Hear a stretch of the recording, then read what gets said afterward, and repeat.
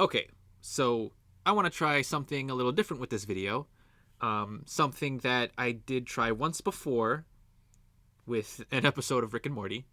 And I'm going to do a solo commentary track for James Gunn's Superman. I apologize in advance for pockets of dead air and empty space that will be featured throughout this trek, but I will do my best to provide some insightful commentary. I don't know how insightful or entertaining my thoughts will actually be here, but I did want to take the time to thoroughly discuss some of the things that I liked and disliked about the film. So here we go. Let's watch James Gunn's Superman. And we're going to start at the brand new DCU logo in 3, 2, 1, go. Of course, the movie begins now with the new DC logo, which I do like. It is a bit more colorful and memorable compared to the old DC EU logo, which never really had its own unique logo. So the movie begins with an opening crawl text, not too dissimilar from the Star Wars crawl text. I believe it was inspired by Star Wars, James Gunn had said. And it is a really interesting crawl text. It does a good job of establishing the world, the new DCU canon. My biggest issue with the crawl text is that it's so interesting that it almost immediately detracts me from the story that's about to be told. The first line, for example, says that 3 centuries ago, the first superpowered beings known as metahumans appeared on Earth, ushering in a new era of gods and monsters. That's an incredibly awesome line, but my brain automatically wants to know what that must have looked like. So the first 30 seconds of the film, I'm already thinking about a story that doesn't even involve Superman. But, alas, Superman comes crashing down to Earth. So we're back into it. I do love how bright the colors in his costume are. They're immediately more vivid than Henry Cavill's costume, for example. And that is a costume that I do enjoy, but I like how much more the colors pop here, especially in the snow like this. They really stand out really well. Speaking of the costume, we see the return of Superman's trunks, which is interesting. I think, like a lot of people in the mid-2010s, I was not a big fan of the trunks. And I think that's mainly because they didn't feel realistic, or they seemed silly in an era where comic book films were taking themselves a little bit more seriously. They were trying to be more grounded and realistic, and the trunks didn't feel like they would be grounded and realistic. So for a while, I actually was a fan of the costume without the trunks. I think a red belt was the perfect way to have red around the waist without having so much blue. But I think David Cornswet, who portrays Superman here, had a good rationalization as to why this version of Superman might wear trunks.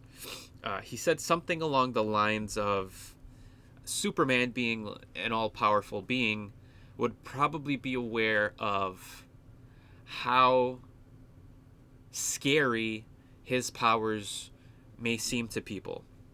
So, in order to have people and children not be afraid of him, he wears the trunks so that he would appear more welcoming. So, in this scenario, he's actively trying to make himself seem more silly. He's embracing the silly nature of the trunks so that people wouldn't be terrified of him. And I think that sounds like a really good rationalization to me. It tells us a lot about Superman's character, this version of Superman's character. My only issue with that rationalization is that it's not mentioned in this movie specifically. So it's almost as if David Cornswet's comments was more of a talking point for the marketing of the film, because it has nothing to do with the actual story being told here.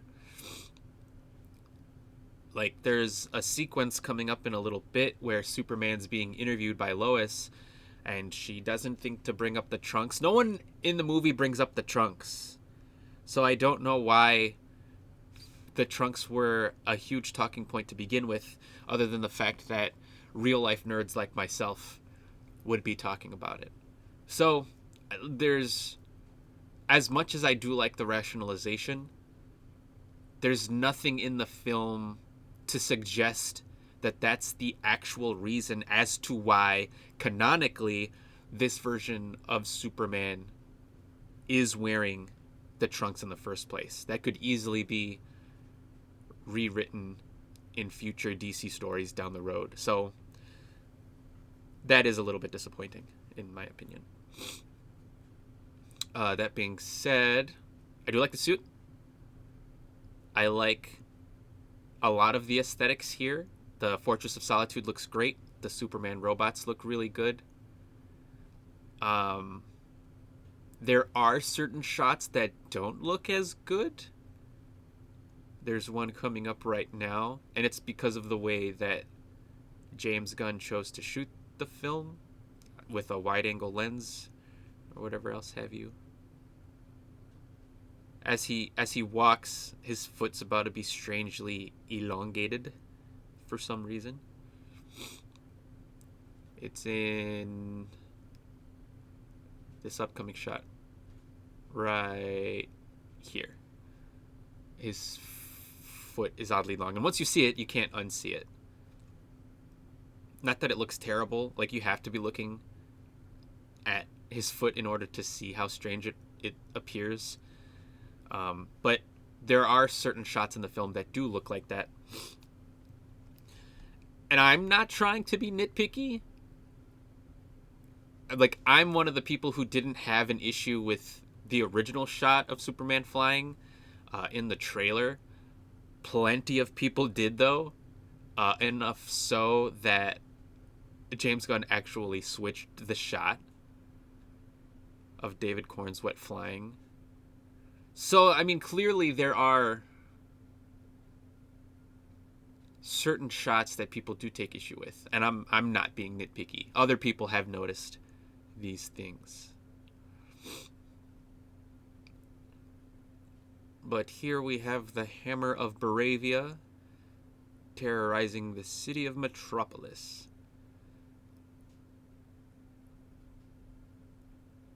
I don't like Lex Luthor's girlfriend taking selfies in front of everything. I'll get into that in a little bit, maybe a little bit later. But we have the introduction of Lex Luthor himself. He's great. Nicholas Hoult as Lex Luthor is really good. Probably my favorite part of the film. I think there's got to be an easier way for Lex to be controlling the Hammer of Bravia like this. Like Jeremy Jahns said it in his review, like if Tony Stark can have an AI just analyze Steve Rogers' fight pattern and come up with a fighting style on the fly 10 years ago, there's got to be an easier way than Lex just shouting letters and numbers into a computer for someone to input those letters and numbers into a program that allows the Hammer of Baravia to then execute that move. That just sounds like a lot of unnecessary steps.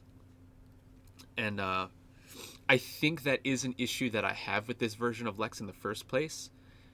His plan has a lot of unnecessary parts, a lot of convoluted parts that make him appear less smart than he thinks he is. Like, I don't think this version of Lex is as smart as he thinks he is. And again, I might get into that a bit later, but we can start with the fact that he has a girlfriend who takes selfies in front of all of the crimes that he commits. That's one thing. I really like the engineer. She's a character that I'm not familiar with. I wish we got to see more of her. Especially since her character comes into play a little bit later as an integral piece of the plot. It would have been nice to learn a little bit more about her. Like, the Hammer of Baravia his character doesn't matter. But it would have been nice to learn more about the engineer. It's nice to see a civilian helping Superman, especially since people currently have mixed feelings about him getting involved in another country's war. As people would, because people take issue with everything.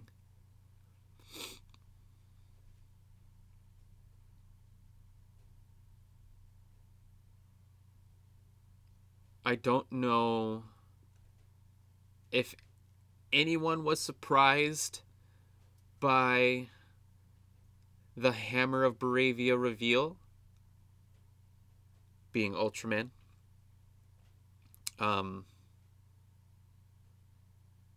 I saw it coming a mile away. Again, and I might as well spoil it here. Ultraman is a clone of Superman. And if Lex Luthor literally has a clone of his worst enemy, there has got to be better ways for him to use that clone to defeat Superman. Like, Lex realizes that the best way to defeat Superman is to undermine people's perception of him. So he goes for his public appearance a little bit later. But he literally has a clone of Superman. He could, like, instead of manufacturing a war with two different countries, like, he could send Ultraman to do some, like, crimes in other countries, and nobody would know that that's not Superman. Like, the onus would then be on Superman to prove that that wasn't him doing the awful things that Ultraman was doing, right? Like, we live in an age where it's hard to discern real videos from deepfake or AI generated videos. Like, if people would film Ultraman doing some pretty awful things, how the hell would Superman be able to be like, actually, that's not me. That's a clone of me? Who would believe him? Like, that sounds like an easier way to sway the public's perception of him than covering up Ultraman in a bunch of metal armor and then having that be some sort of weird reveal later on in the plot. But I don't know. Again, that's just another issue that I have with this version of Lex. Getting to the good guys, though, it is nice to see the camaraderie here between everyone at the Daily Planet. Um, I do like Skylar Gazando as Jimmy Olsen. I have some issues with how his character is depicted in the story, but I like Skylar Gazando. I like Rachel Brosnahan as Lois. I like the camaraderie between everyone else here, all of the other tertiary characters that Clark was just saying hello to. Wish we got to see more of them, more of that camaraderie. I have a hard time believing that this version of Lois would be in love with this version of Clark and vice versa. But I guess I'll get into that when they more. I'll get into that more as they get into their interview. Because for now, I want to say that I do really like this iteration of Clark Kent. This is the first time where Clark Kent feels like a unique and separate character to Superman. Like he looks so different to Superman in his mannerisms, in his appearance, in the way that he carries himself, that I believe that people wouldn't see this guy and immediately think to themselves, oh, that's just Superman trying to disguise himself as a human. There's enough differences in their appearance and their characterizations. It's just a shame that we don't get to see much more of Clark Kent. I think that's like the only scene we actually see the Clark Kent persona. He's obviously just himself the next time we see him when he's going to be interviewed by Lois in their apartment. But that's again less of him trying to be the persona of Clark Kent and more of him just being himself. So it's a shame that we don't get to see more of Clark Kent as this version of Clark Kent.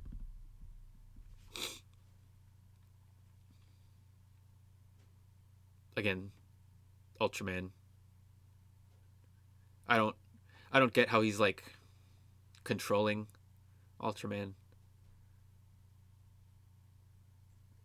But whatever. I guess he's just a dumb grunt. It's nice to see Frank Grillo as Rick Flag Sr. here. Um, First appeared canonically in the DCU in Creature Commandos, which I really enjoyed. Another James Gunn project, James Gunn led project. It's a shame that he doesn't really feel like the same Rick Flag that we saw in Creature Commandos. But I think that's more of an issue with his depiction in Peacemaker than it is here. Here he just shows up and he's doing politics. He's doing his Rick Flag thing.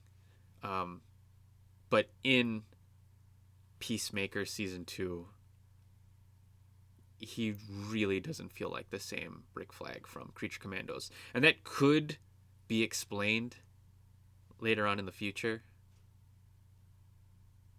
But right now, I do find it a bit odd that he's appeared in 3 separate projects and he just feels like a different character each time. Like Frank Grillo could have been swapped out with any actor playing just any random character and it would make no difference. This character didn't need to be Rick Flag, so why even make him Rick Flag if nothing about him was gonna bear any resemblance to his previous appearances? Is interesting. But we are about to get into the interview, which might be the best sequence in the entire film.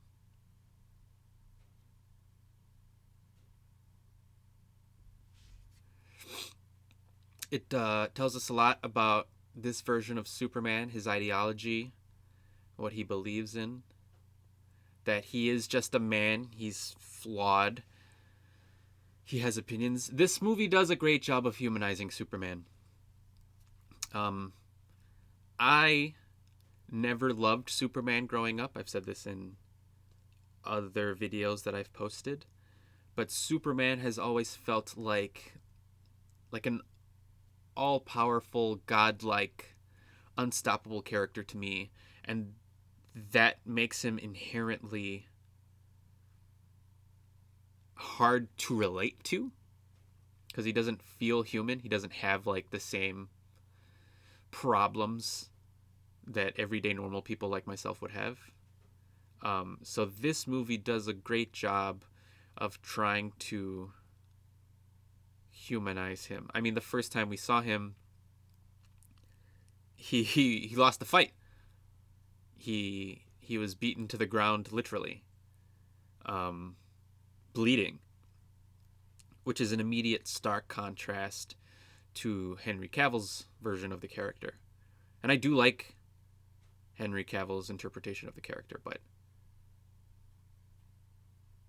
that is another version that is hard to relate to. By having Superman be shown to us immediately on the floor, bleeding, it shows us that he's not all powerful and unstoppable. He may be an overpowered alien, but he's not a god. He is a man. He can be hurt, can probably be killed. And that makes his struggle relatable. Not just physical, but as we see here in this interview, he talks about how he tried to do something good, he tried to do what he thought was the right thing. And despite his best intentions, his best efforts, he's getting flack for it. The geopolitical climate of two different countries, getting involved with that can be controversial. Or even not getting involved with it would probably be controversial. So like I think he does get a little whiny in this interview. But I mean, I'd be whiny too if I did what I thought was a good deed and then I was getting shit for it. So I enjoy seeing him show some kind of emotion, frustration, annoyance. Because again, it humanizes him.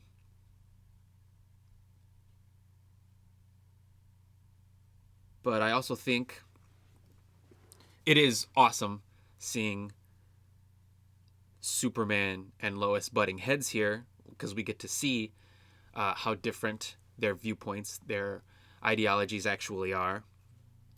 But I think that only further proves my point that these two characters, or that I have a hard time believing that these two characters would actually be in love with each other because they are so different from one another.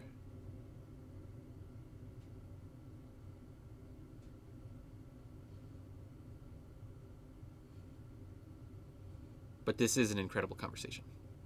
It's really good stuff. I forget how long it is. It was like surprisingly long, somewhere between 8 to 12 minutes, I think. And for, you know, a giant Hollywood blockbuster released in the summer, to have such a long dialogue sequence so early on in the film and have it be one of the most engaging sequences of the entire film. It's impressive.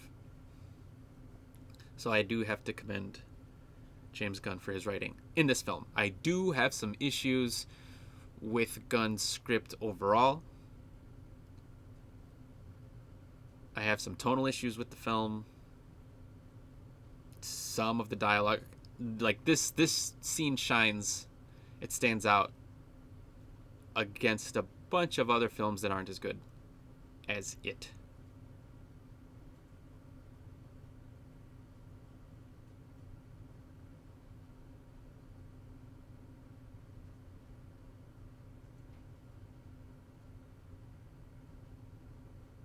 Yep, see? Good acting, good emotion being evoked here.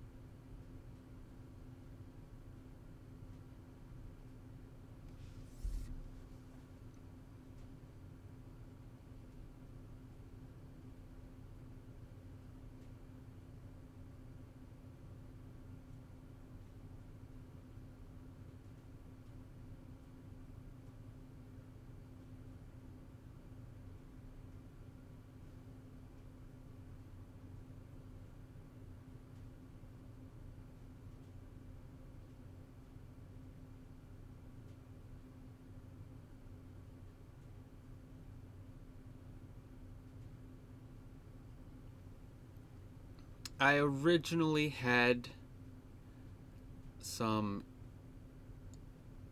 issues with Superman's parents, with the depiction of Superman's parents here. I didn't talk about the message that he saw earlier. And we haven't gotten to the reveal yet.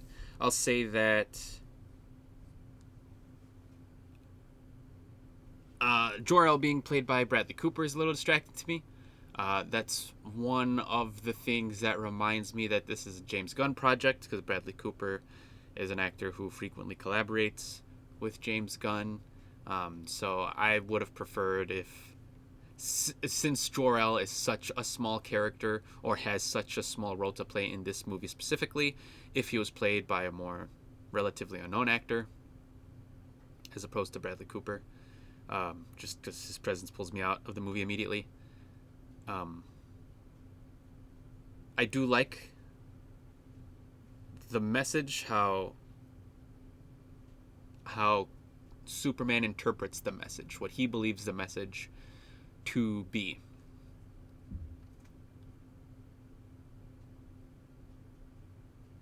Because it's his interpretation of the message and not so much the message itself that tells us a lot about his character. But I'll get into that as the full meaning behind the message gets revealed a little bit later.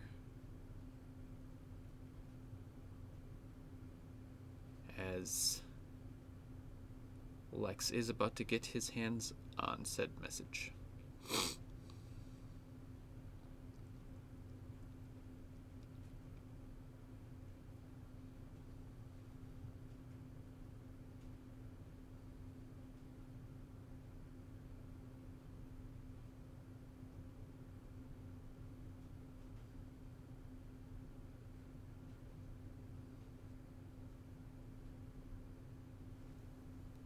Again, this was one of the first things that made me realize that, yeah, this guy is Superman. Ultraman is Superman. Aside from the fact that he was flying and shooting lasers out of his eyes, which is a distinct characteristic of Superman himself, but the Fortress of Solitude appearing by requiring Superman's DNA. Yeah, I don't know. I don't know if people were surprised by the reveal that Ultraman was Superman, but yeah, it was just very obvious to me.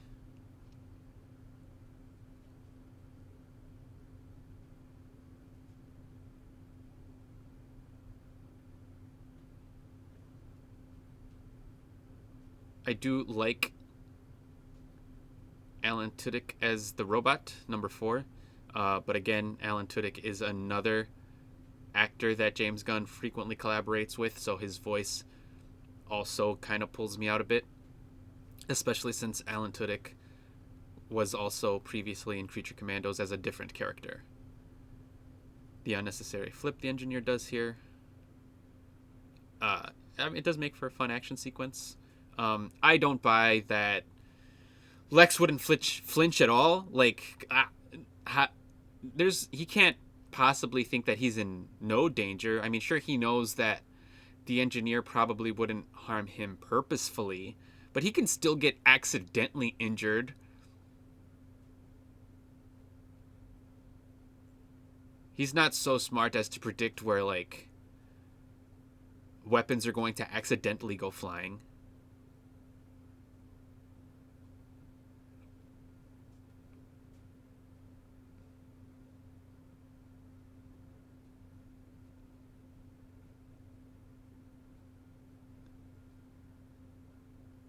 Get some of Lex's xenophobia here, which is clearly a metaphor for racism and, just xenophobia in general.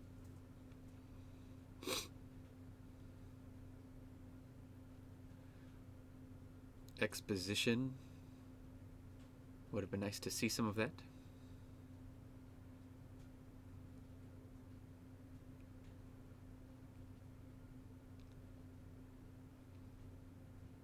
We're about to get into the kaiju sequence, which is a fun sequence.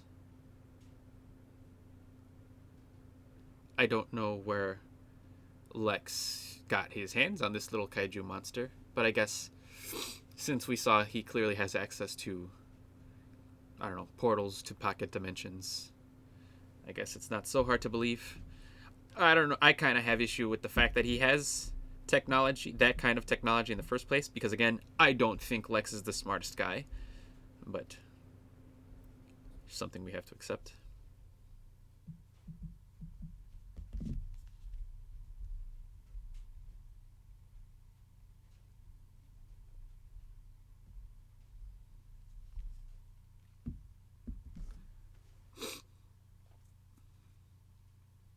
The way the message is shot is pretty interesting. I didn't think anything of it, but the corridor crew uh, have have an interesting video about it, explaining how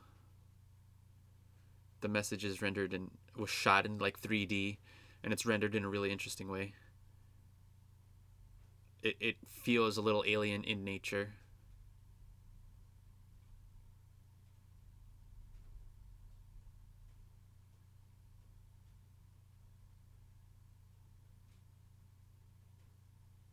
Hard cut to it immediately being Godzilla sized.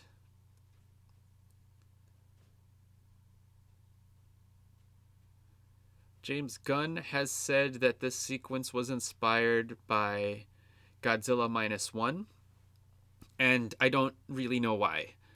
I mean, nothing about it feels tonally similar to Godzilla Minus One. The only real similarity I can gather is that both movies feature a giant monster, but there are a plethora of other kaiju films that have existed for decades. So why Gunn chose to have Godzilla Minus One be the example of what this scene is inspired by is honestly a little baffling to me. Nothing about this scene reads Godzilla Minus One to me. One is a very serious and somber,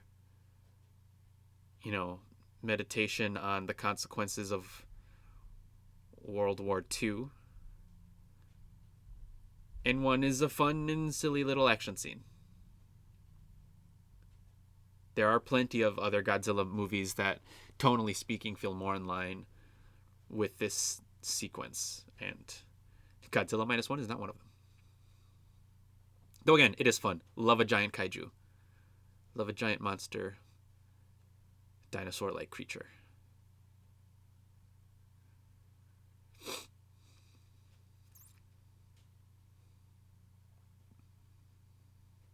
I do like the design of the creature as well. I think it's fun.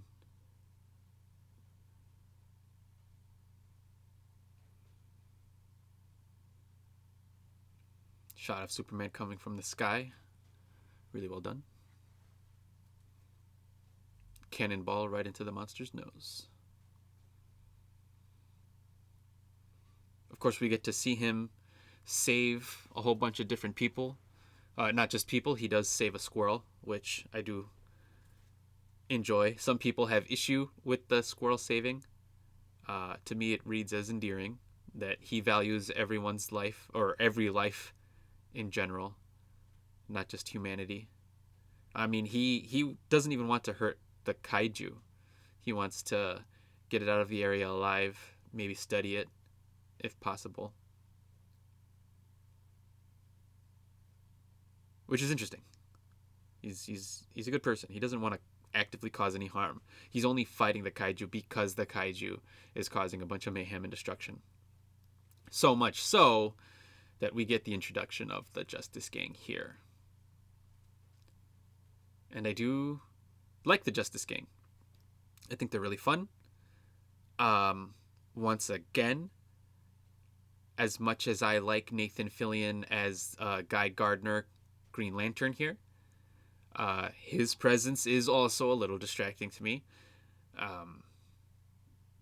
Nathan Fillion is another actor who frequently collaborates with James Gunn, so his very presence here is just another reminder that this is a James Gunn project, which also feels a little distracting since Nathan Fillion also previously appeared as the detachable kid in James Gunn's The Suicide Squad, which is no longer in continuity except for the parts that James Gunn cherry picks to be in continuity.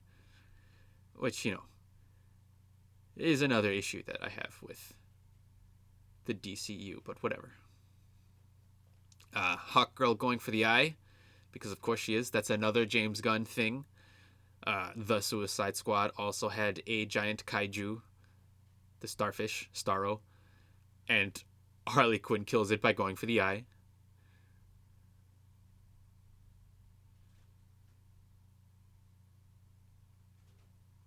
I do like Isabella Merced as Hawkgirl.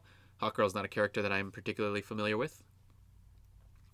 I think her portrayal of the character is really fun, though she is another character that I would have liked to learn more of. She doesn't get a lot of time to shine here. The eyeball thing is disgusting.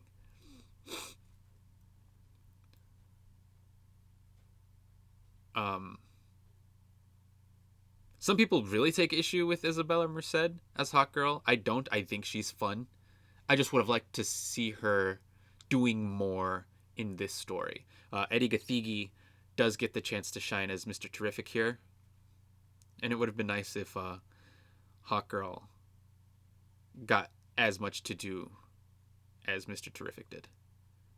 But hopefully we'll get to see more of her in the future, especially since Isabella Merced is becoming, a bigger name involved with more and more projects. She was, I believe while she was filming this, she was flying back and forth between production on this and The Last of Us Season 2.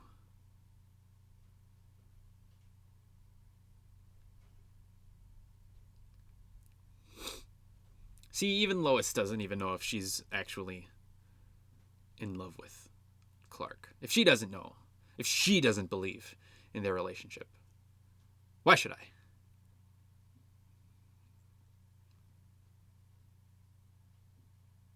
Kaiju steaks. I wonder how kaiju steak would taste. Does Green Lantern regularly eat kaiju steaks?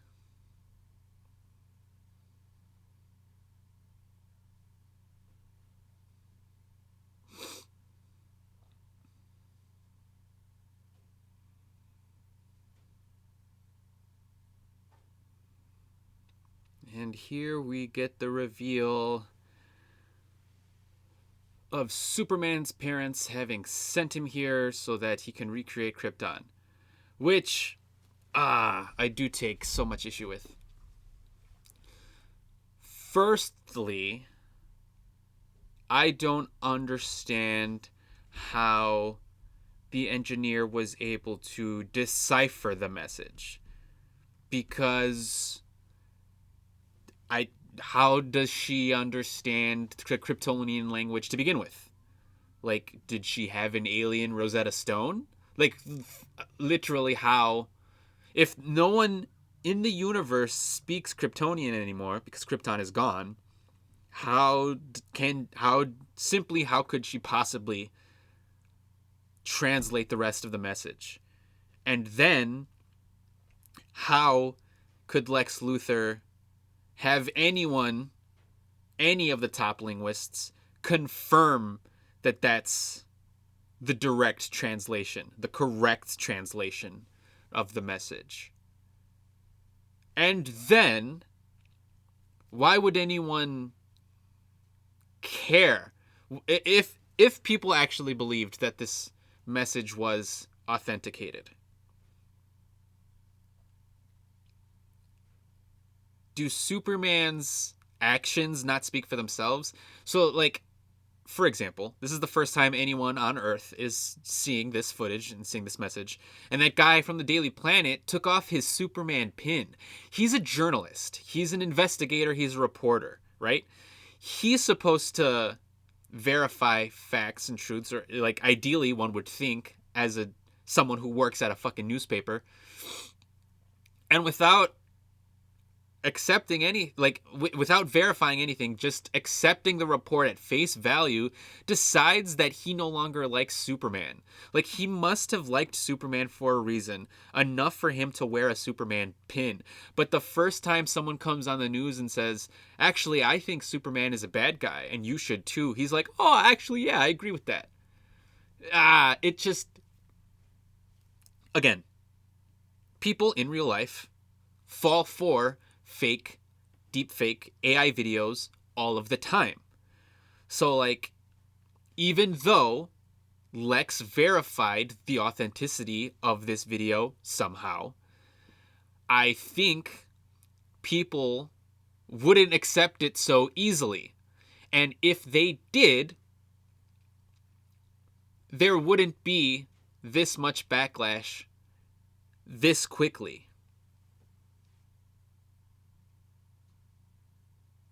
I mean, there are people in the real world, politicians, CEOs, who get recorded and caught saying some terrible, heinous things. And their base, their fans, never seem to give a shit. It obviously doesn't apply to everyone, and I'm not trying to get political here. But I think there are real life people who have said and done some far worse things, and they've gotten away with it. Nobody cares. So I do take issue with the way the events transpired here.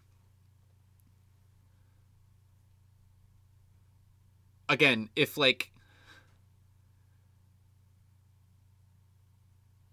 Lex knew that people would flip on Superman so easily, you would think he would just use Ultraman to do some fucked up things and be like, see, that's literally Superman, and he's doing something awful. Let alone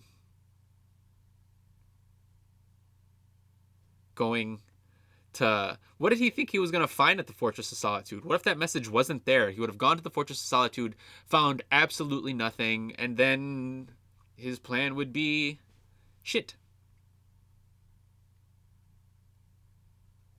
Like, people accept the fact that Superman has a secret harem, but has this version of Superman ever actually been seen with a lady before? With a woman out in public?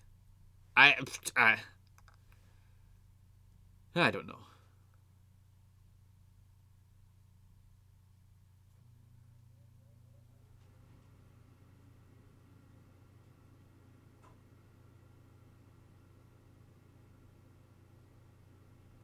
And since the rest of the movie kind of hinges on this major plot reveal, it was hard for me to accept the rest of the story being told. Like, I have issues with... I like this movie. Plenty of people seem to really enjoy the movie or genuinely love the movie. I do not. I like it. I just have issues with it. And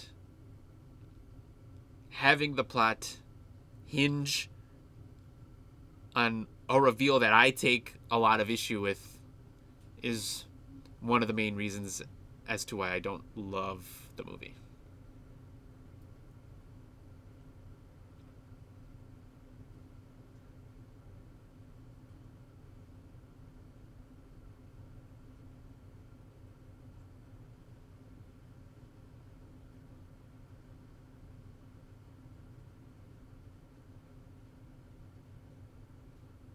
Like, he could have faked a message. If he would have faked the message, wouldn't that have been easier finding a real message? I don't know. Like, Mr. Terrific said something along the lines of, these computer tech guys, they wouldn't have said something if they didn't mean it. I don't know. Computer tech guys these days, in real life, tend to say a lot of stupid shit. Bunch of tech bros saying a bunch of nonsense. No one takes, like, tech bros seriously, right? Like, in the public, right? I don't know.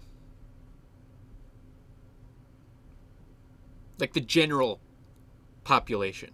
the general population doesn't care about what tech bros have to say about anything. Tech bros might care about what other tech bros have to say, but the general population.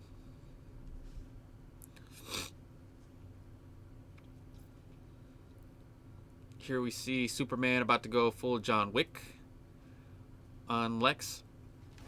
It's a shame that he doesn't go full John Wick on him, especially since this is the first time the two characters are actually meeting each other.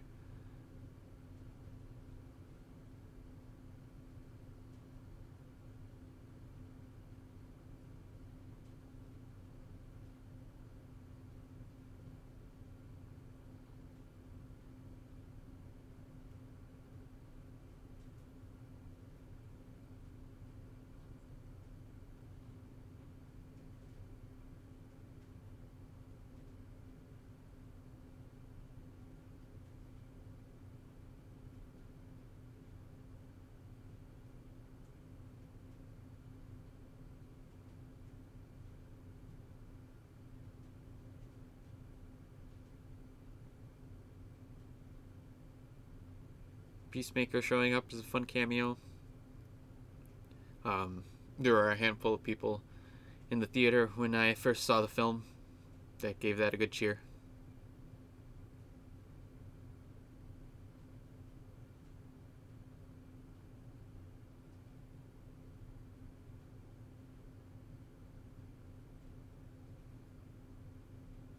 The Justice Gang fighting a creature in the back is fun, though a bit distracting.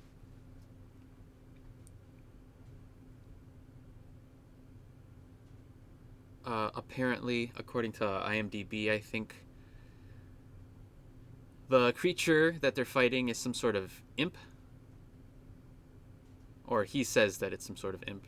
And according to IMDb, that means that it is similar to characters like Mr. Mixelplix, meaning that it's more of an annoyance than an actual harm. So Superman A knew that the Justice Gang had the situation handled, and B knew that the creature wasn't an actual threat to anyone. Okay, I don't know. That's according to IMDb. That information is not given to us here, which would have been nice.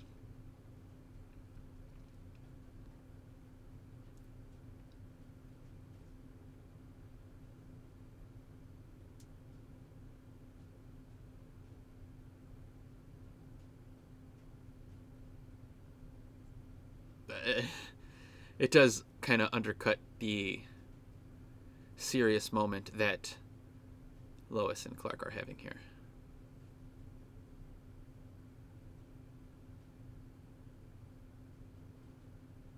Beautiful colors, though.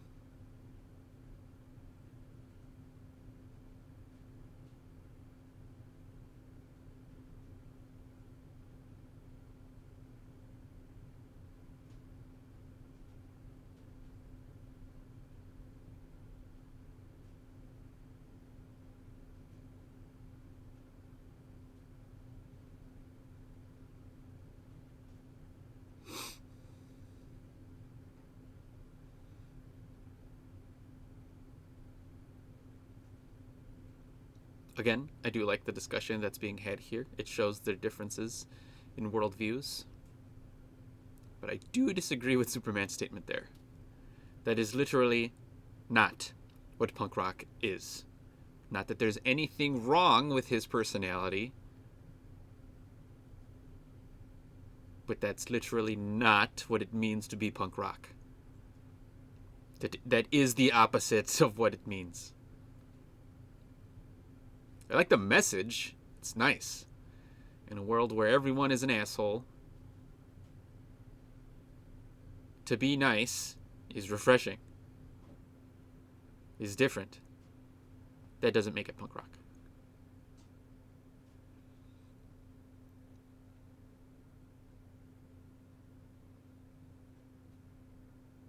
I haven't had the chance to talk about Krypto yet.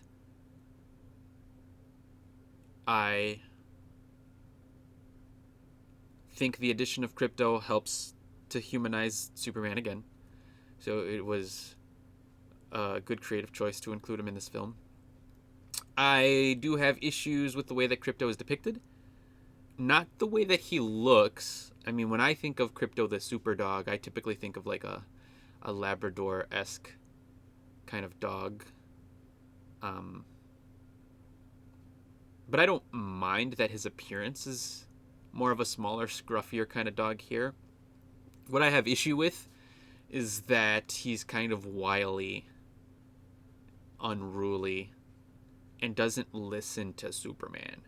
Those are characteristics that I do not typically associate with Krypto. Krypto's kind of, friendly, loyal.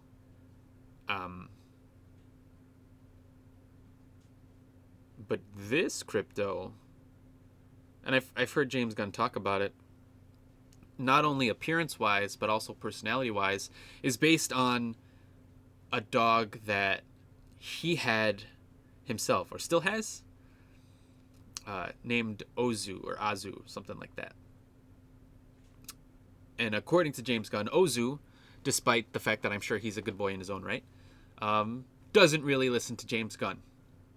That he is a bit wily and probably even annoying at times. But then what that means for me is that when I see this version of Krypto, I'm not thinking about Superman and his dog. I'm thinking about James Gunn and his dog. And that kind of pulls me out of the movie too.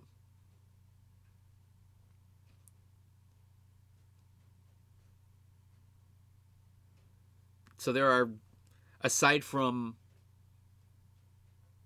certain casting choices, there are creative choices that just constantly remind me of the fact that I'm watching a James Gunn film. As opposed to being completely immersed in this new world, this new universe, this new canon with these new characters, I'm constantly reminded of the fact that James Gunn is at the helm of this vehicle. And that pulls me out of the story a bit. Or a lot, a bit.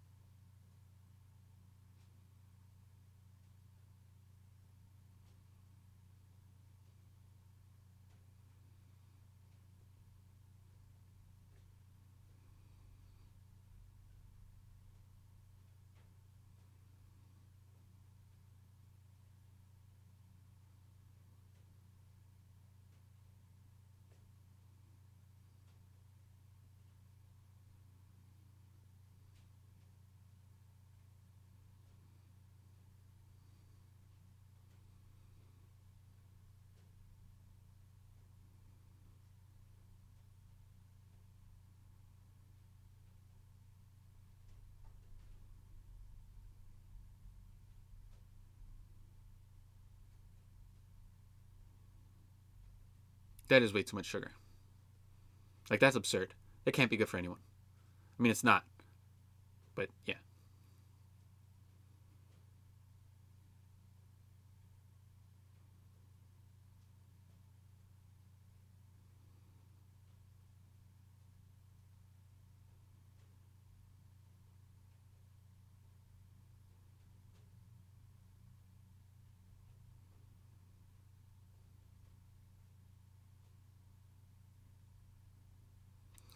Again, a problem that I have with Eve.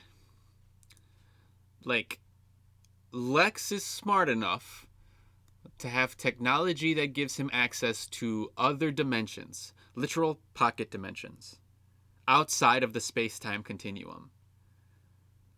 But he doesn't think to tap his girlfriend's phone? Especially when his girlfriend has previous connections to someone who works at the Daily Planet, like a newspaper, when his main thing is committing evil crimes, he doesn't think that I don't know. Because clearly he has issues with some of his exes because he keeps them here in this pocket dimension. So I would think he'd be more careful with the women that he's with. I don't know. Like, she immediately spilled the beans. She just randomly told someone, "Oh yeah, this is his evil plan." So why is he with Eve? He he's out committing heinous crimes against humanity. Sees that she's taking selfies in front of everything and is like, "Yeah, it's fine." I don't know.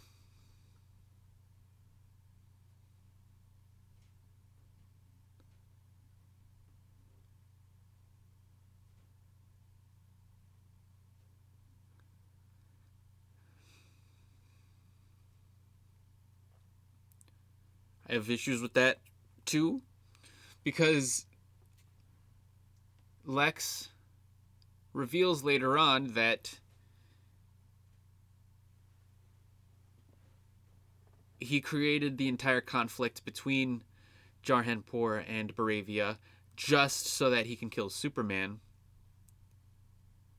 And here he has Superman, and he claims he can't kill him because the government will be upset. When has that stopped him from doing anything ever? He's literally manufactured a conflict between two differing countries. I don't think he would give a shit that the US government would be a little upset with him if Superman happened to die in his custody. I don't know.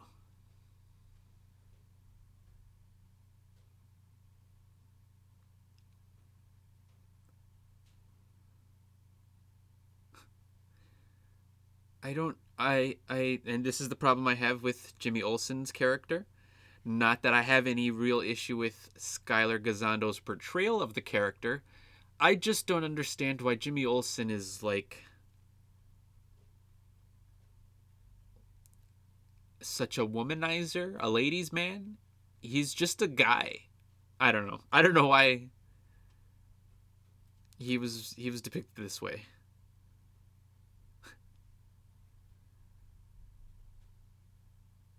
It's fun, sure, but like it I don't really know if it works. I don't know if the joke works. It doesn't really land for me personally. Especially since, again, he's learning very vital information, which makes this scene important to the story being told, but it's so ridiculous that it's hard for me to get on board with it.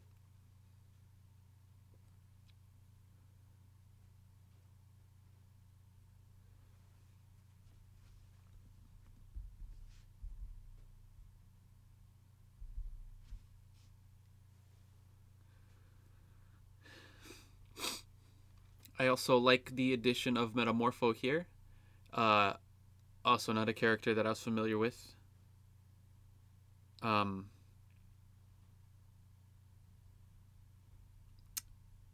Going, adding on to the fact that I don't think Lex is as smart as he says he is.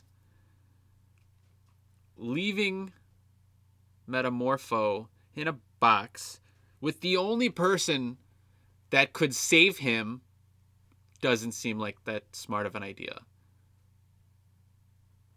I get it. He can metamorphose into the kryptonite, but like leaving them unsupervised and telling Superman, "This guy who I have torturing you, yeah, he's only doing that because I have his son kidnapped.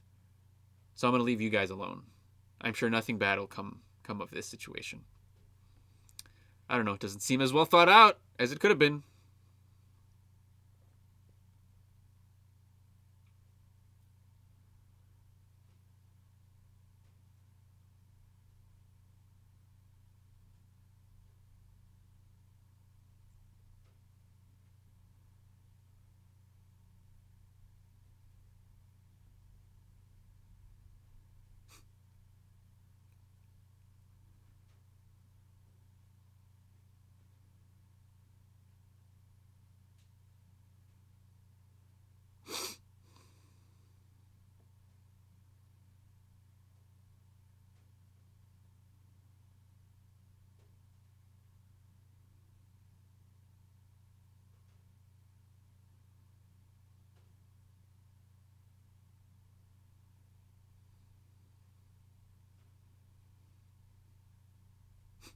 Perfectly normal.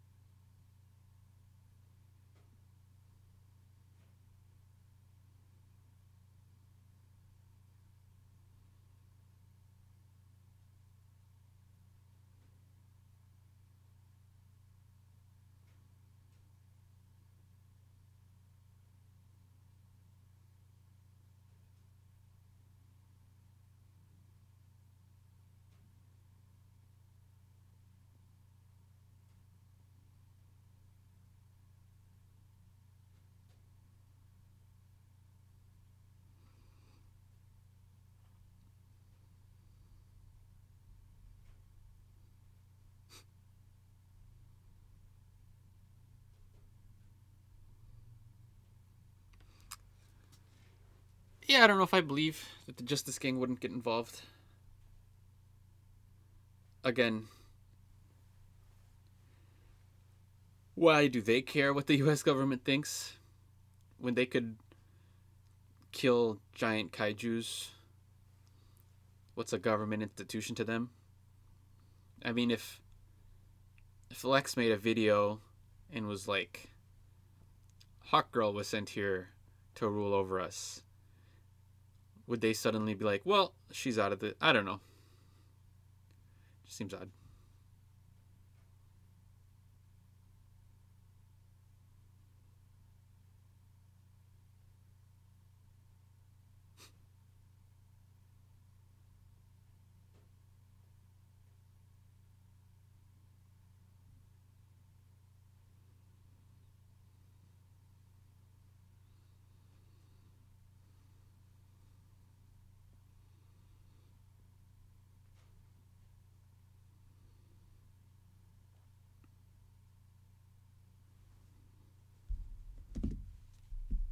Hmm. Sharing too much.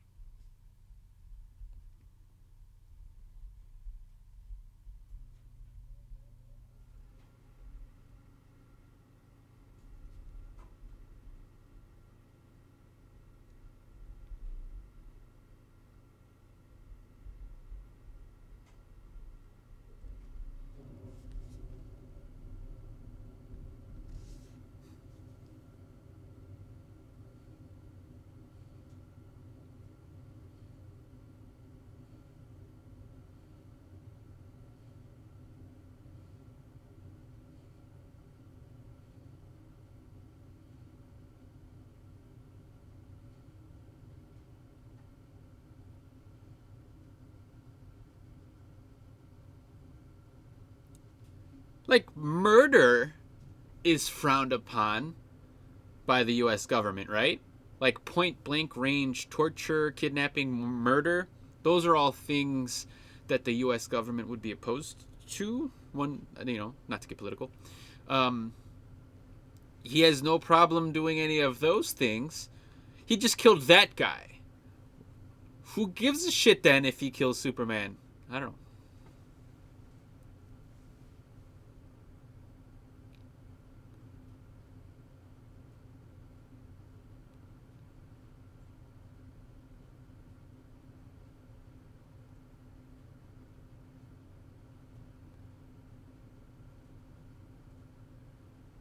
Yeah, he's smart enough to find a random guy that Superman once interacted with randomly. But he's not smart enough to put together that Clark Kent and Superman are actually the same person. I don't know.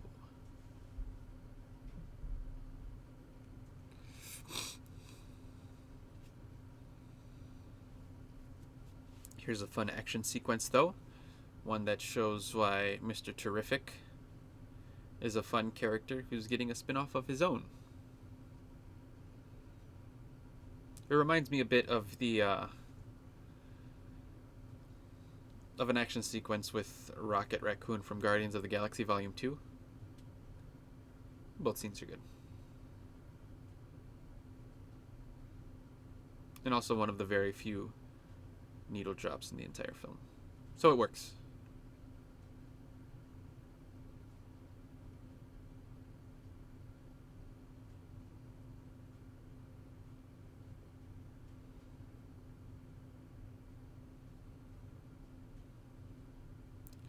It's a shame that Eddie Gathegi didn't really get the chance to shine in the X-Men franchise. So it's really nice to see that he's getting the chance to shine here in the DCU. Because he's good. He plays the character really well.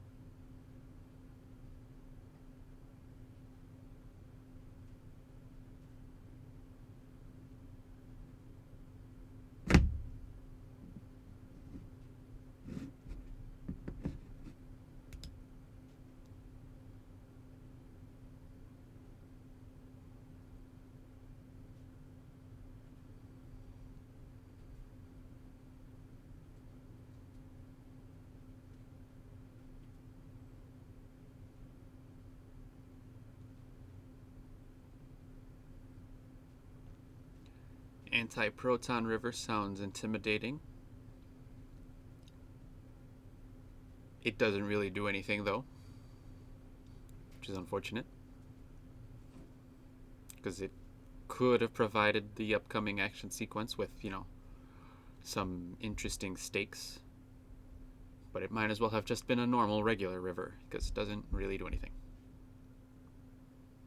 Doesn't tear anyone apart, doesn't do anything.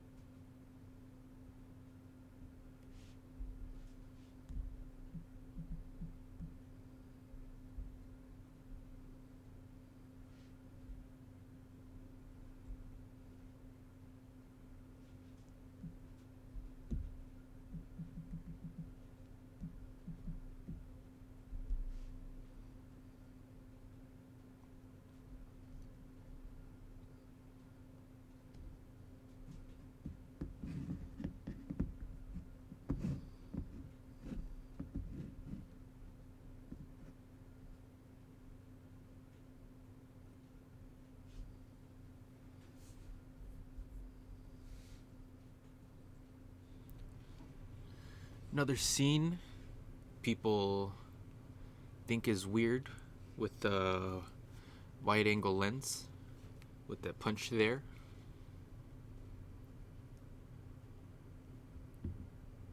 I don't know why Joey looks like a different alien creature to Metamorpho. Though, to be fair, I don't really know what kind of alien Metamorpho actually is. So that could just be how his species looks like when they're young. Or, I don't know, maybe he has an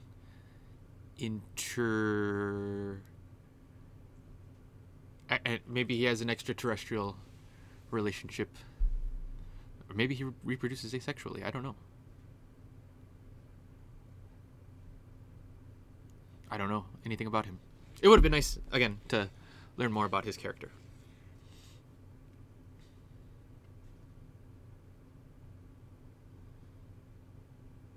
See, here we have Superman and some of the raptors falling into the anti-proton river, which visually looks interesting. How it's all kind of square, boxy, pixely. But I mean, yeah, even the raptors, who are humans, fall into the river and they don't seem to suffer any kind of consequences whatsoever. So I mean, I don't know. Cool concept, but I don't think Gunn really did anything with it. And because of that, all of the colors, and I had this issue with Guardians of the Galaxy Volume 2, kind of looks like visual throw up. It's just kind of all over the place.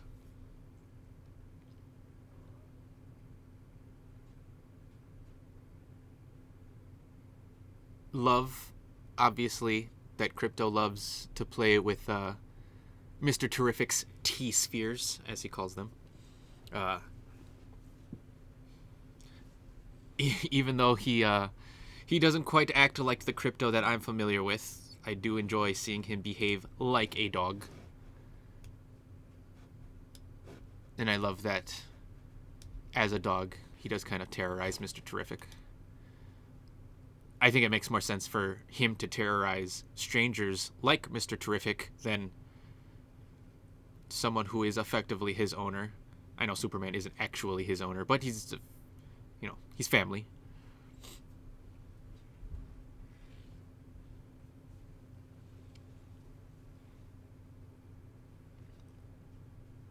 But he does listen, I suppose. No, but see, I don't know. I would think Superman would have more control over this dog. To give him more control would show us how his personality can be a bit more, not demanding, but like in control.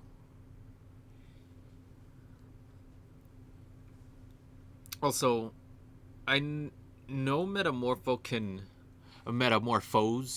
into any kind of like material, like substance, but he just turned into a rocket. Could he? Isn't that just shapeshifting? Could he just shapeshift into anything? Not just like create materials. I don't know.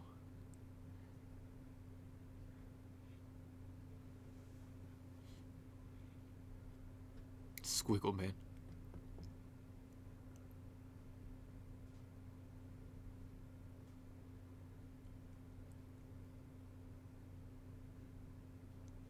Yeah, I imagine when I see this version of Superman interacting with Krypto, I just think of James Gunn interacting with Ozu.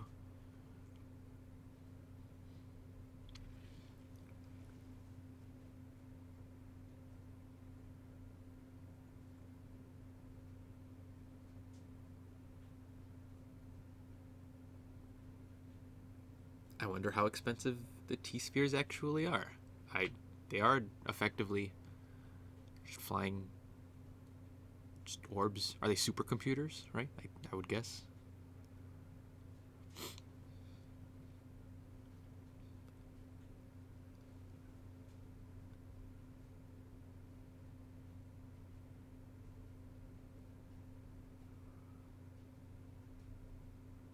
It would have been interesting, getting back to the anti-proton river for a second, to see if the black hole that was at the end of the anti-proton river also led to any kind of consequences whatsoever.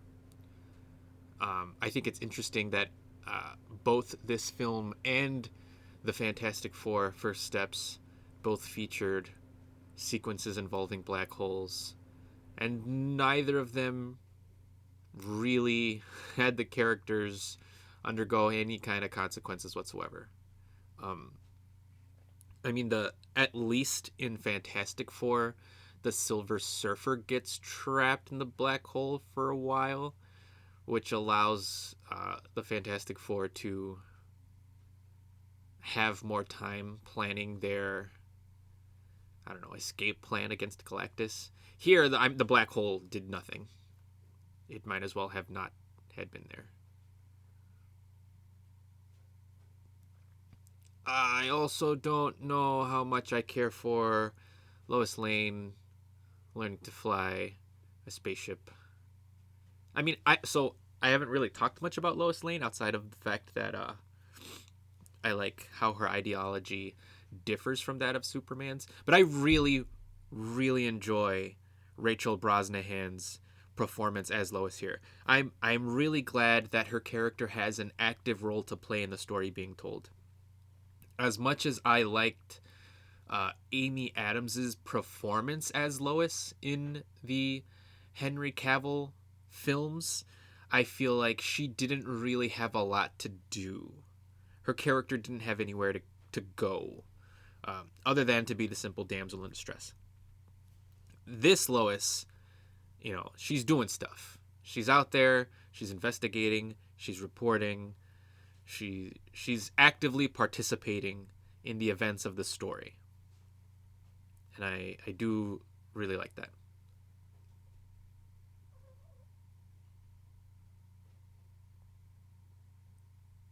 Getting back to Eve though, like, yeah, I think it's of all the people to discover that Eve is betraying Lois, Ultraman, the big dummy, the big doofus fucking grunt guy is the person to discover that, oh, Eve is betraying us. Lex Luthor couldn't fucking figure it out, but Ultraman did.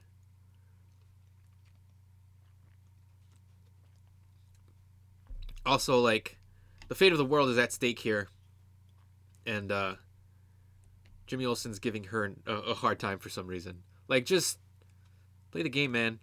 you gotta do what you gotta do to get the information you need. But I mean, at least he figures it out. And yes, while I do have issues with Jimmy Olsen's depiction here, and I hate that I keep comparing things from this film to Zack Snyder's film universe, but I mean, I guess it's the easiest point of comparison. At least he has something to do here, as opposed to just showing up in Batman versus Superman for literally no reason, and then just dies also for no reason.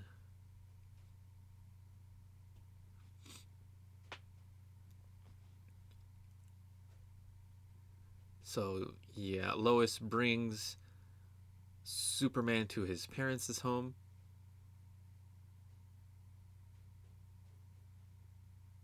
Learns a bit more about his punk rock side.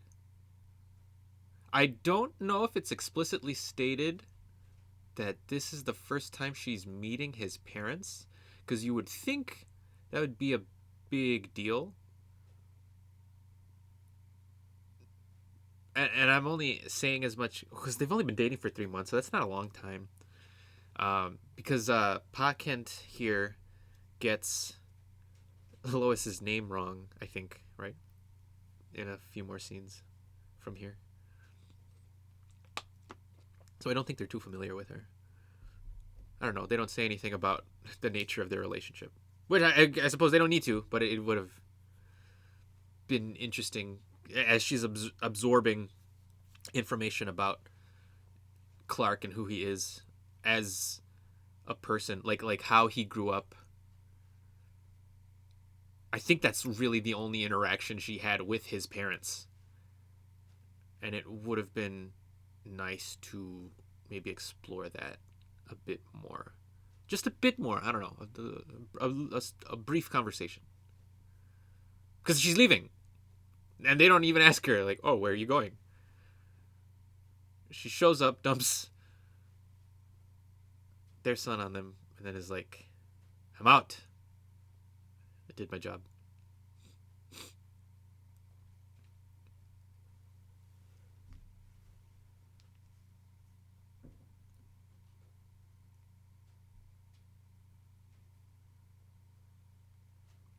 I also don't understand how this portal works.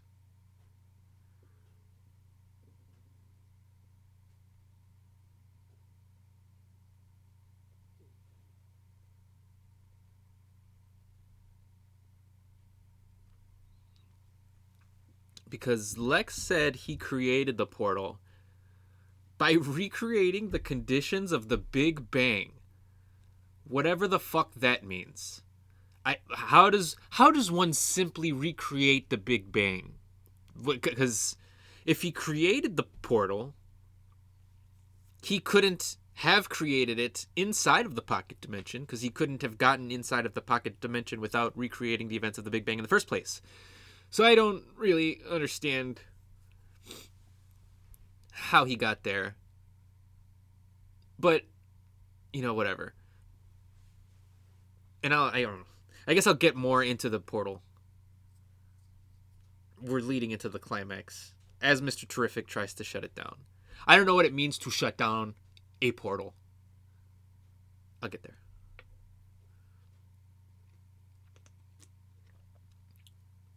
Again, wonderful image, beautifully humanizes Superman. Clearly Krypto cares. Clearly he's a good boy. So I don't know. Would have been nice to see him act a little bit more like a well-behaved dog. But of course, here we have a beautiful scene between Jonathan Kent and his son, where he reassures his demoralized son that his choices and his actions determine who he is, not some message from the parents that he's never even met before. This is a good scene. To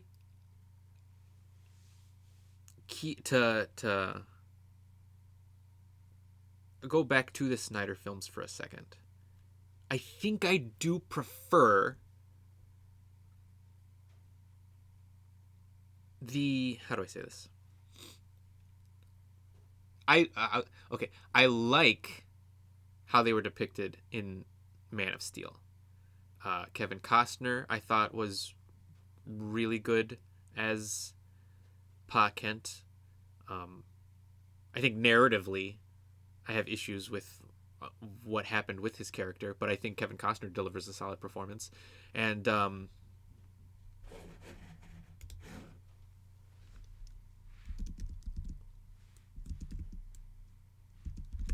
I really liked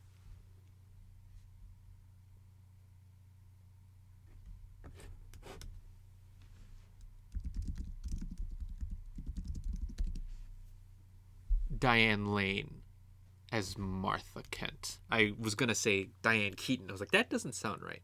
And I just had to look that up and make sure I wasn't crazy. Diane Lane was really good Ma Kent. And I think I like those performances better than I do with the performances here. Not that they're not good, and I should have looked up the name of these actors as well, since I'm looking stuff up.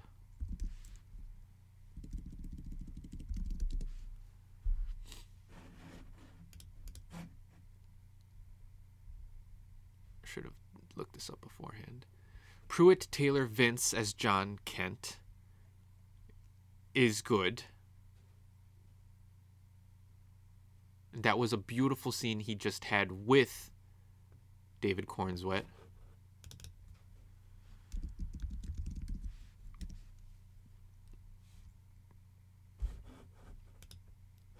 But his parents have this like southern drawl that I don't love.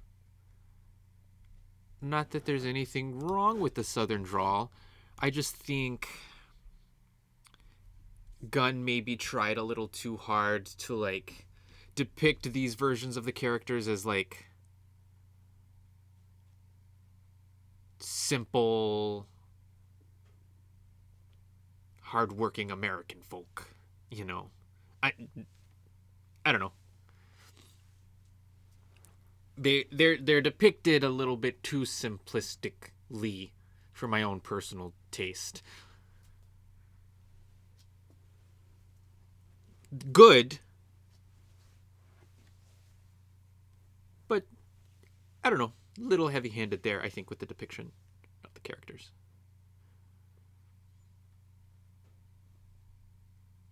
Also, where was Metamorpho just right now? He was just in an apartment with just a random girl, right? Am I crazy? Who was that girl? Was that his baby mama? That's what I'm saying. Is that why Joey looks weird? He has a human girlfriend?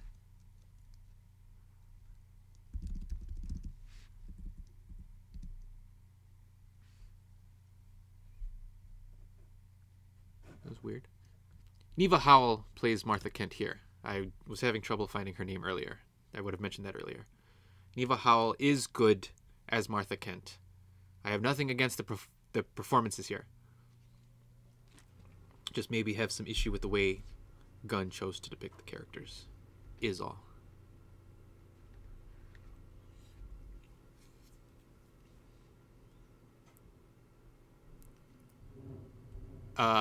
Metropolis getting evacuated does feel like a direct response to the lack of evacuation that was had in Man of Steel.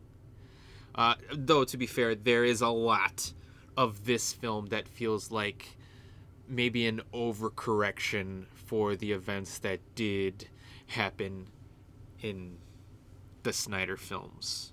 Like the colors, for example, which is a good thing. I like the colors that are utilized here.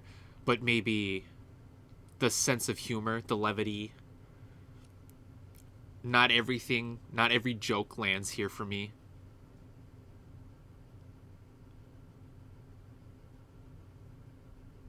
Though the Snyder films took themselves way too seriously, so I understand the need to try to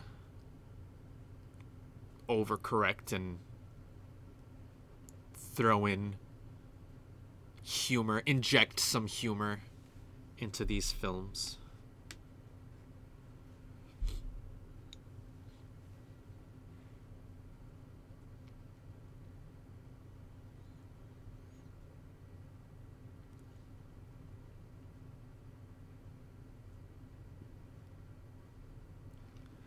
It's a good thing that Lois learned how to fucking fly that spaceship in the last scene she was just in, because now everyone just trusts her to fly the spaceship.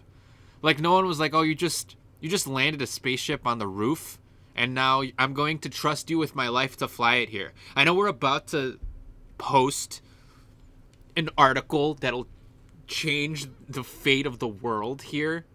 No pressure, but can you go ahead and fly us out of the city? Would they even have a connection to the internet flying like that?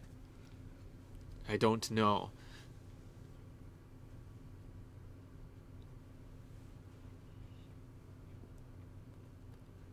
Now, this is what I'm talking about when I'm talking about not understanding how this rift in the space-time continuum works.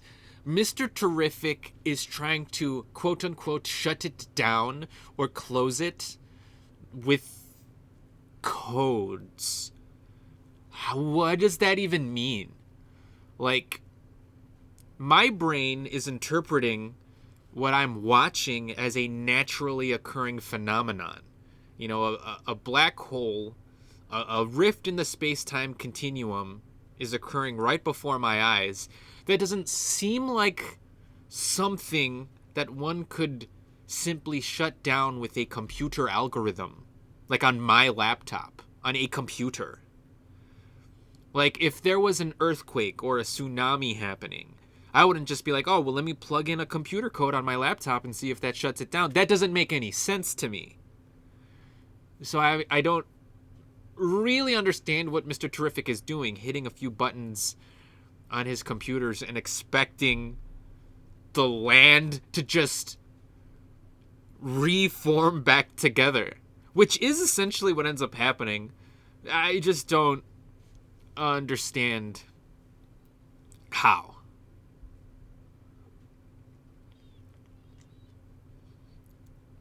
Nice to see Superman saving some folk, though.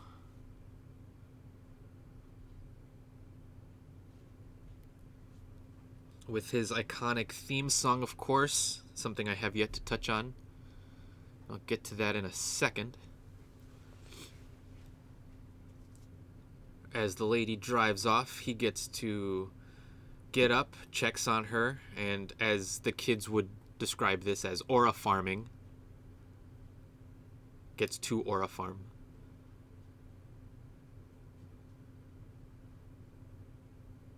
How do they know all of these things? How do they know there's a code to close the rift? How do they know Luthor would...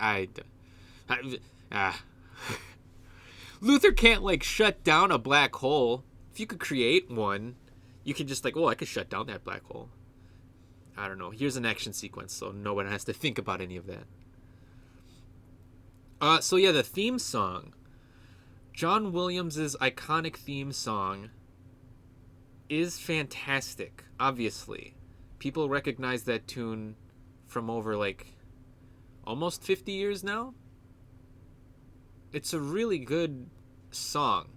It is intrinsically tied to the character of Superman. But including it in this film does feel a bit lazy to me. I like John Murphy's take on the old tune here with the electric guitar. But since this is a new universe, a new continuity, a new canon, this was the opportunity to build something new. This is a new take on the character. This should be the time to give him a new theme tune. I have issues, with the Zack Snyder's verse, with the Snyderverse, with Snyder's take on the character, but as do many people. But I don't think anyone has a problem with Hans Zimmer's Man of Steel theme tune, because it's an excellent score and it fits that version of the character.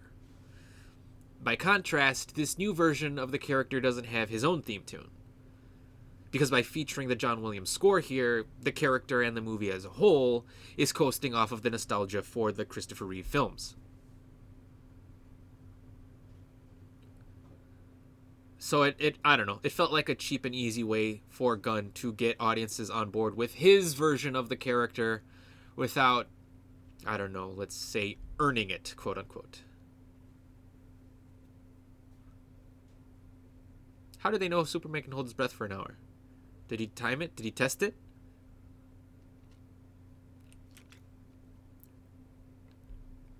I don't know where they get this information.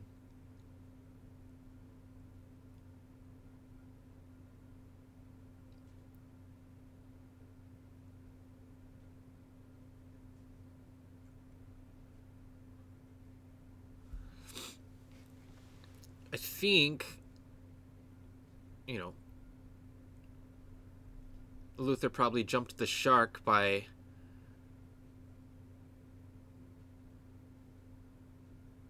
escalating this conflict even further without confirming Superman's death first.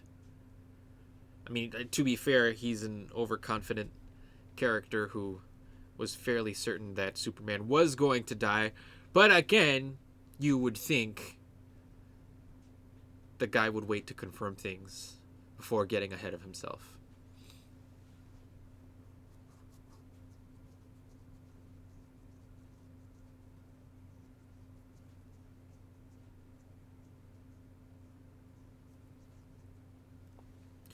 I also don't understand why they're chasing him. Because, like the guy just said, even if he gets the nanites off of his face, they're still in his lungs. He can't get them out of his lungs. No matter where he flies to, they're gonna be in his lungs. So they didn't need to follow him. Was Superman's plan to get them to follow him so that they would wrap themselves around him so that he could pile drive them into the floor? Because how did he know they would follow him? All they had to do was wait. They just had to show a bit of patience, and he would have died.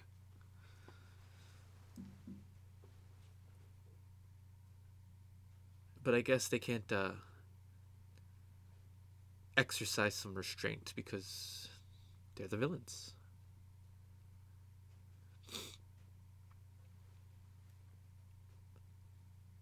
Because Engineer quickly realizes that she messed up here.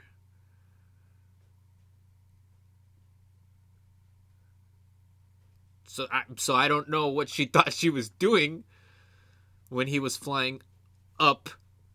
The only place you can come back from is down. So I don't know. And then once he smashes into the ground, he just pulls the nanite out of his lungs, but I don't know how he did that.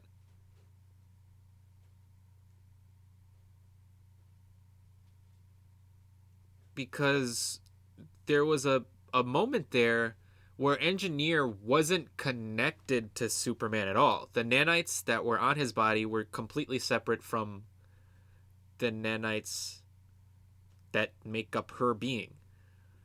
So how is it that he could pull the nanites out of his lungs now when he couldn't before? What's the difference? Does she need to be conscious for the nanites to operate correctly? They can't work on their own. How do these nanites work? They were just in his lungs. I mean, nanites are computers, right? They're just really small computers. So does she need to be conscious in order for them? I don't know. Again, wish they went a little bit more deeply into Engineer's character. But of course, there's a reveal that Ultraman is actually a clone of Superman. Which is a reveal that didn't really do much for me. I don't think for the story being told, and I don't think for anyone else. When I saw this in theaters, my girlfriend was literally just like, "What?"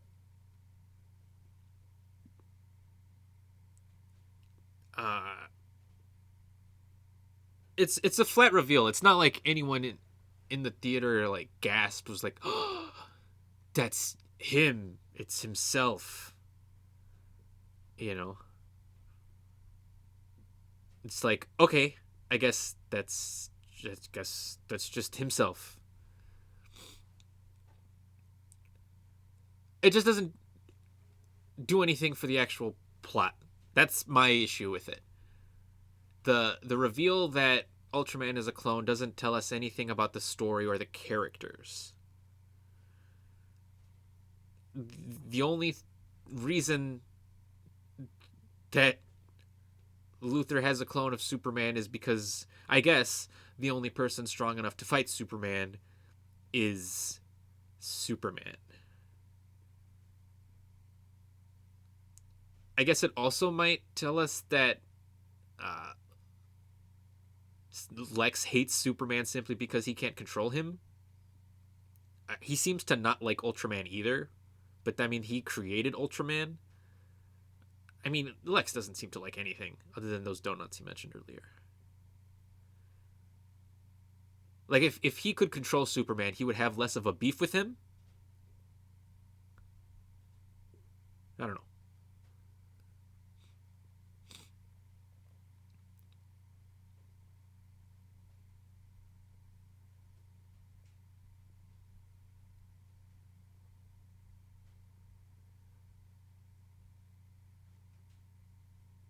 It is nice to see the Justice Gang show up.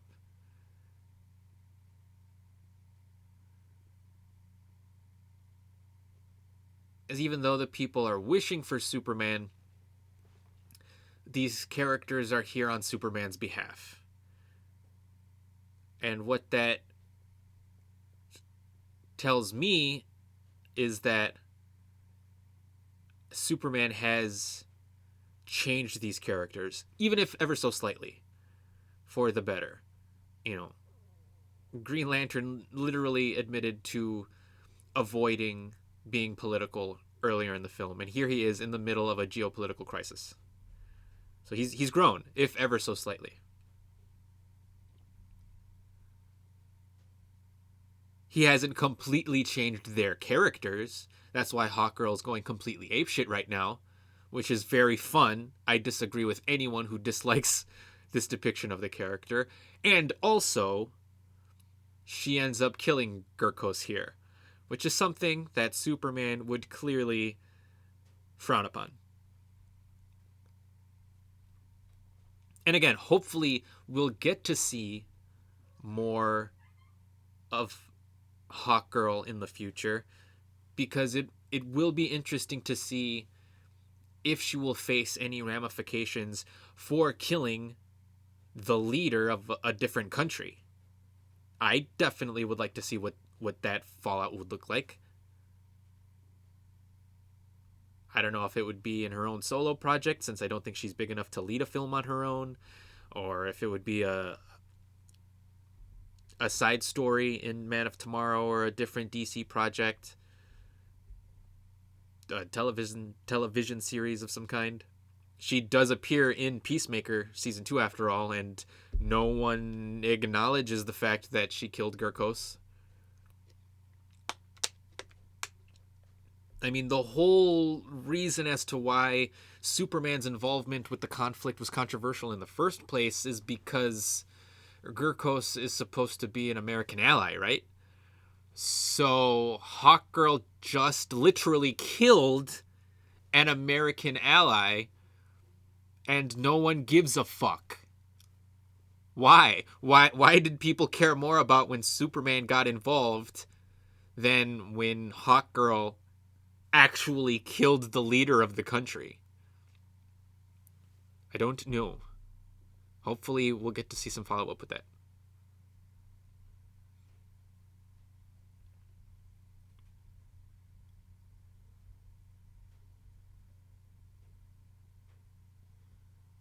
I remember when, before the movie came out, Snyder fans were complaining about the look of the red glow around Cornsweat's eyes here. I guess because it looks weird compared to, like, when Henry Cavill's eyes would glow and he would use his heat vision. What they didn't know is that the red around his eyes isn't a result of him using the heat vision.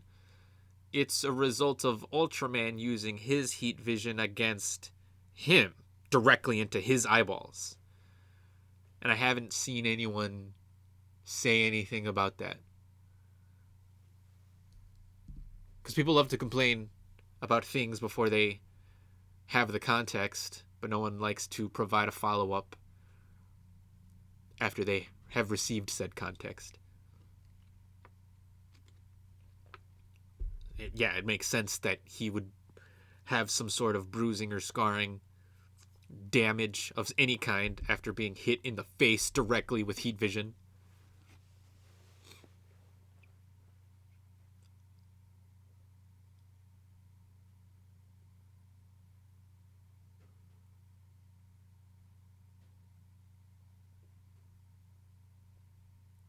Krypto listening for a change.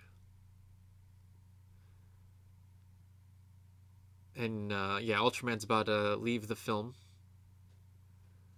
without having really left any kind of impact on the story. It's revealed that he's a Superman clone, and before that revelation has any time to resonate with anyone, let alone Superman himself, he's swiftly defeated without leaving an impact on the story. He could have been any number of different characters, and it would have made no difference to the actual story being told here. He doesn't act as an interesting mirror to Superman's personality. He has nothing to do with the identity crisis Superman was having earlier about whether or not he was a good person. He shows up and then he's gone.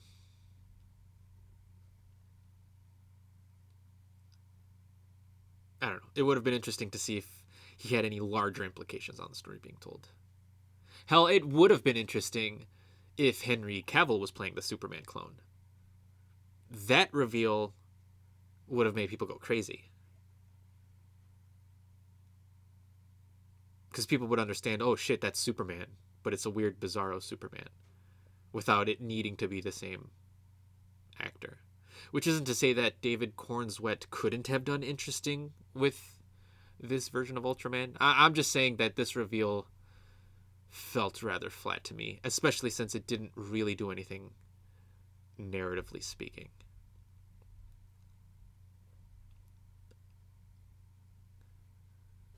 Because now he's gone. And we can assume he's dead since he went into a black hole, but I think there's enough room there to bring him back sometime down the road in the future. So I don't know, maybe you'll do something interesting in DC's future.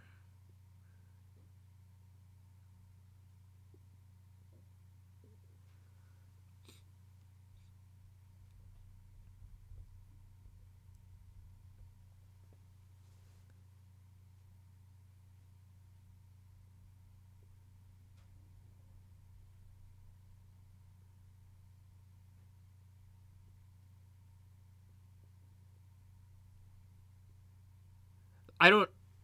At what point is it completely impossible to use a computer code to shut down a rift that fucking tore an entire city in half?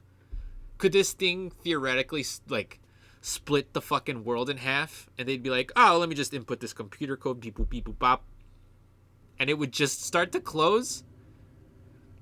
Does this? Am I the only one who has this issue?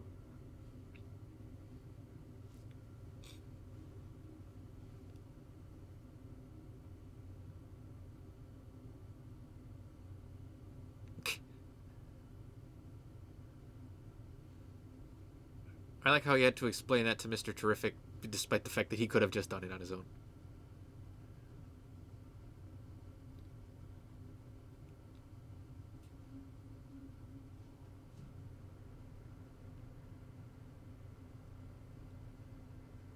Really good speech here by David Cornswet.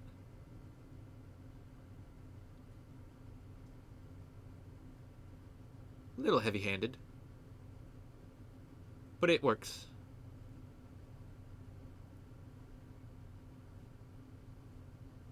Because again, it's a difference in ideology between the two characters.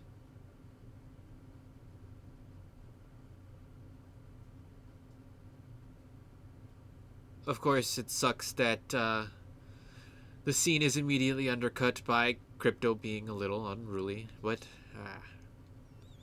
what are you gonna do?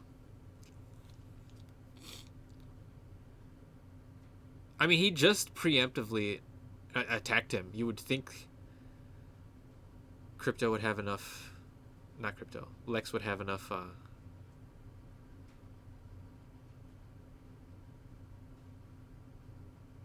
Not evidence, I guess. You could sue Superman for being physically altered. I mean, yeah, he destroyed half the city, but you know.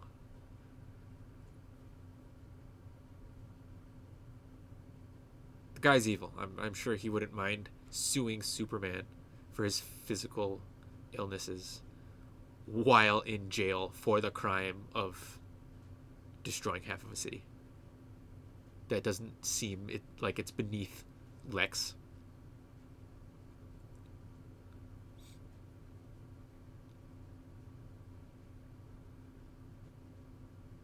But Lois and Jimmy successfully exposed Luthor's schemes to the public, which clears Superman's name and gets people back on his side. Which, again, definitely wouldn't have happened so quickly, in my opinion. If it would have even happened at all. People wouldn't care about this report. Their opinion on Superman would be based on whatever preconceived notion they already had on him. But whatever. We briefly saw Maxwell Lord there for a second, played by Sean Gunn, because of course he has to appear legally in a James Gunn movie. Even though he already plays Calendar Man and Weasel in The Suicide Squad and Creature Commandos, he just has to play another character. Again, a bit distracting, in my opinion. Which pulls me out of the movie.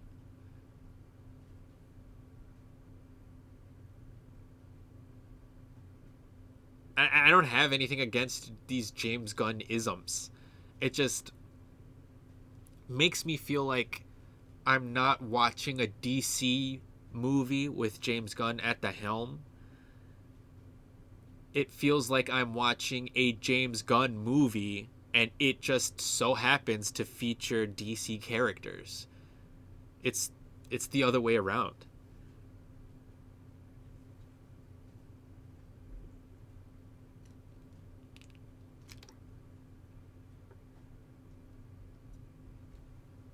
It's backwards. Which isn't to say it's not good. I just have my issues with it. There are so many different times, as I've pointed out, that I just get sucked out of the film instead of being completely immersed in it or by it. And that sucks. Because otherwise, I think this is a really entertaining film. I know I've been complaining a lot throughout most, if not all, of this commentary. But I do think it's pretty enjoyable.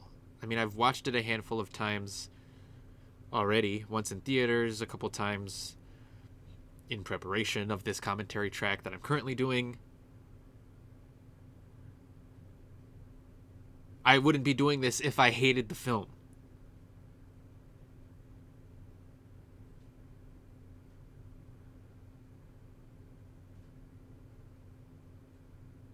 I just have issues with it.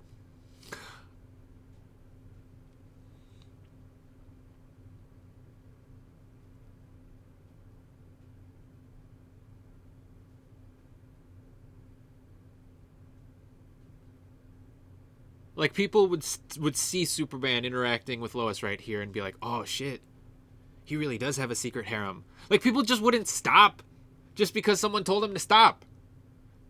It works both ways. With the same issue that I had earlier of them believing too quickly that Lex's claim was true, that they would all of a sudden not have a problem with him. If I have issue with one, I should have issue with both, I feel like. And I do. That's why I do.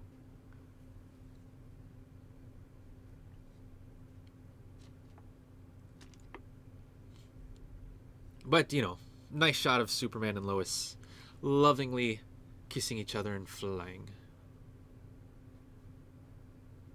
admitting their love for one another. It's nice. This is a nice scene.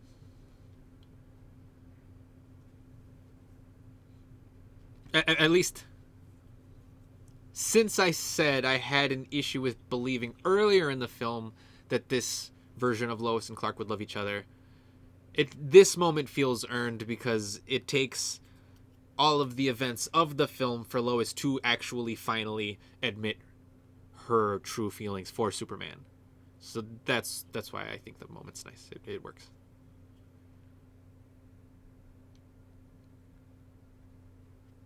Everyone's arced. It's really nice. 4 gets a name. Superman learned to accept his own humanity. It's all coming together. And Millie Alcock gets to appear as Supergirl. Superwoman? Supergirl. And it's revealed that Krypto is her dog, which I guess, given what her personality seems to be, explains why Krypto acts the way he does. But from stories that I'm familiar with involving Krypto has always been Superman's dog. So I didn't realize that he was Supergirl's dog while watching this for the first time. I saw some people take issue with Millie Alcock's depiction of the character here, being kind of drunkenly, sloppy, alcoholic character. I am not that familiar with Supergirl, so I don't mind the depiction here. I think it's interesting, and I am looking forward to seeing her film, which is the next film in the DCU. Millie Alcock's great, and I'm looking forward to seeing what she's going to bring to the movie. And of course, another needle drop, one of the very few in this film. Punk rocker tying back thematically with the conversation Soups was having earlier. And it's really nice. This is a beautiful scene. It didn't make me cry. I've seen reactions of grown men crying here. It doesn't quite hit me that emotionally, but it is really nice to see Superman growing and accepting his own humanity. Especially considering how important his Kryptonian lineage was to him at the beginning of the film. Also, I mean, the tone of the song really helps. This is a fucking bop. It's a great song.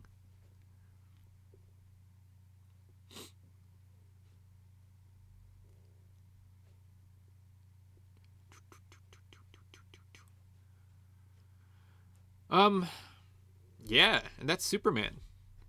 I have mixed feelings about it. I like it. I think overall I like it. I wouldn't have spent this much time talking about it if I didn't like it. I mean, I guess that's not inherently true. But I do enjoy it. I just wish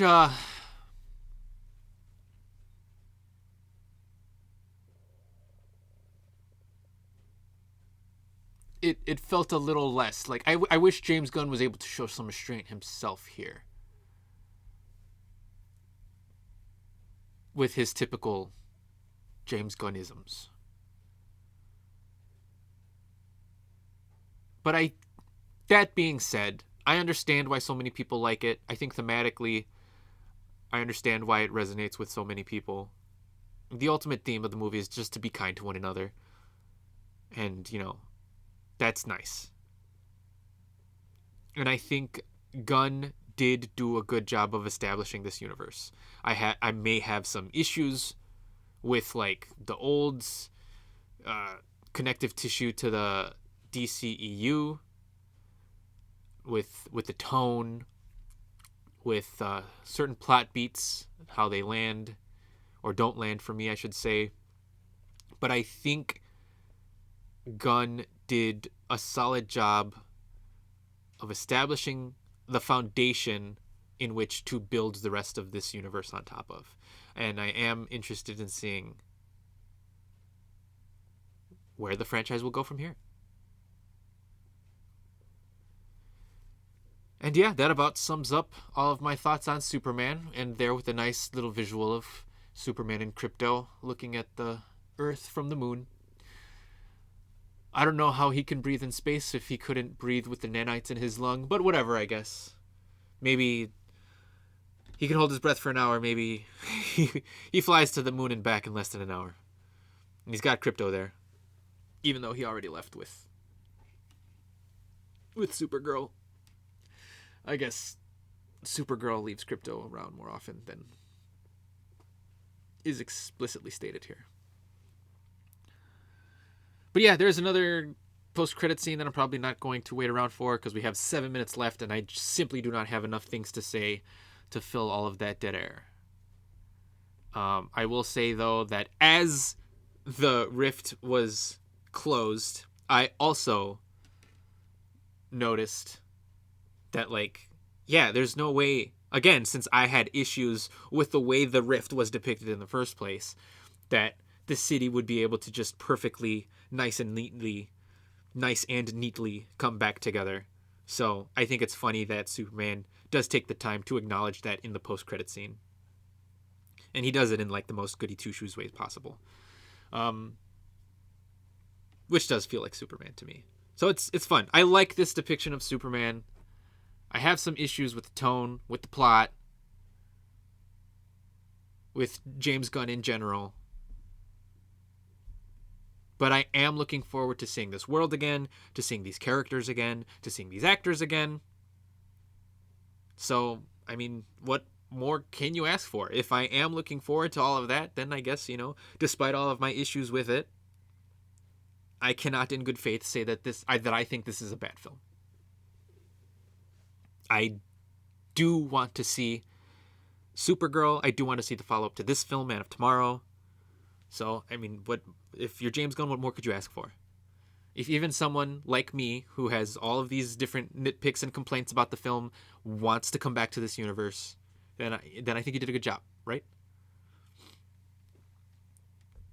So I guess that's it. That's all I have to say here. We're done.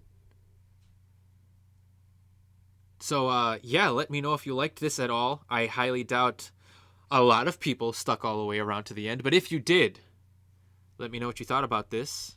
If you'd want to listen to some more commentary tracks, I do have a few more planned. We'll see how this goes. And let me know what you thought of the film.